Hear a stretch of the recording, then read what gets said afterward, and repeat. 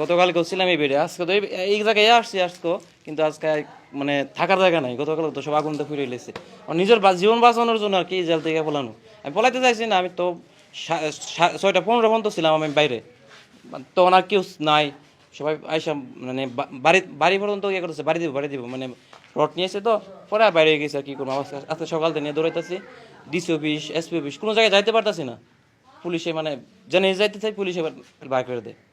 মানে পুলিশের কাছে কেন যাইতেছেন? কারণ আমি সিলিন্ডার করার জন্য, আমি তো আসামি, আমি তো মারাত্মক কোনো অপরাধ করি নাই যে আমি আমার পরবর্তীতে আবার বাড়িতে গিয়ে হয়রানি করবো। এই জন্য আমি চাইতেছি নিজে থেকে আসা পড়ার জন্য। কিন্তু আজকে আসা তো কাউরি পাইতেছি না যে কার কাছে সিলিন্ডার করবো, এটাও নাই, বা আমি নিজে যে থাকার জন্য একটা জেলখানার মধ্যে জায়গা আছে এটাও নাই। আমি কি করবো এখন ঘুরতেছি, দেখি কি হয়। আর যদি কখন আসছেন আপনি বাড়িতে? আমি আসছি সকাল থেকে ঘুরতেছি বিভিন্ন জায়গায়। মানে জেলখানায় থাকার জন্য দৌড়াদৌড়ি করতেছেন? হ্যাঁ, জেলখানা থাকার জন্য দৌড়াদৌড়ি করতেছি, আর কি করবো এখন। যে কারণ পরবর্তীতে যদি এখান থেকে বলে যে আমি পালায় গেছি, তাহলে তো আর বেশি বেশি সমস্যা। তার হচ্ছে আমার তো 2 দিনের মধ্যে জামিন হয়ে যাবো। এই পরবর্তীতে সমস্যা যাতে না হয় এই জন্যই আমি আসা। কিন্তু আইসা তো কারোর কাছে সিলিন্ডার করার মতো অবস্থা নাই, কাউকে খুঁজে পাচ্ছেন না? কারো কাছে খুঁজে পাইতেছি না। এসপি বা ডিসি অফিস? আমি ডিসি অফিসে যাওয়ার জন্য, এসপি অফিসে যাওয়ার জন্য অর্ধেক রাস্তা পর্যন্ত গেছে, পুলিশে ব্যারিকেড আছে তো, অফিসে যাওয়ার জন্য দেন অনেক দোকানদার। পুলিশকে আপনি বলেন নাই যে আমি আসামি? আমি বলছি, আমি একজন ডাকে বলছি, ভাই আমি গতকালকে জেলে ছিলাম, আসামি মানে জেল থেকে বাইরে হয়েছি, যান বাড়ি যান। মানে আমি কার কাছে বলবো? আসামি বলার পরে বলতেছে হ্যাঁ বাড়ি যান। আমি ওই পাশে যে ডিসি অফিসের সামনে গেছি, ওটো দিয়ে অর্ধেকটা আইটা গেছি, আইটা যাওয়ার পরে দেয় না যাওয়ার জন্য, পরে আইসা পড়ছে আবার, এখন আবার জেলখানায় ঘুরতেছি। আইনের প্রতি একটা অন্যরকম শ্রদ্ধাশীল, কারণ আমি কখনো অন্যায় করি না, কারো কোনো ক্ষতি করি না। ডাইরেক্ট যে কোনো একটা কারণবশত আমার নামে একটা মামলা হয়েছে, মিথ্যা মামলা হয়েছে, সমস্যা নেই।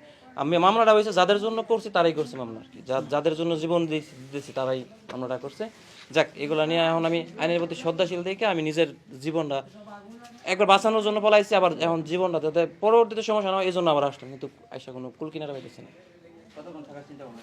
এখন আরও আসছি, বিকাল পর্যন্ত কিছু না হইলে বাড়িতে আমার তো খিদা আছে, আমি জীবন মানুষ খাইতে হইব আমার। ধোঁয়া দেখছি, অনেক ধোঁয়া। তখনই এটার ভিতরে যে আওয়াজ হইতেছে বা আগুন জ্বলতেছে আমরা দূর থেকে দেখতেছি। তো হঠাৎ করে এখন ভাবলাম যে একজন বলতেছে ভিতরে দেখা যায়, তখনই আমি দৌড়ে আসছি যে ভিতরটা একটু দেখে আসি। এই মাত্র আসলাম, কেমন অবস্থা আছে। কিন্তু এই জন্য দেখে মানে অনেক পরিবেশটা তো অনেক দুর্গন্ধ, একবারে ইয়ে হয়ে যায়। প্রত্যেকটা সিডের ভাত তরকারি যা কিছু আছে সবাই রেডি আছে, তারা খাবারের জন্য তা খেতে পারে না। তারা ওই দুয়ার সুরে মানুষ সহ্য করতে পারে নাই, তখন ওই পাবলিকের সাথেই বেরিয়ে গেছে এরা সব।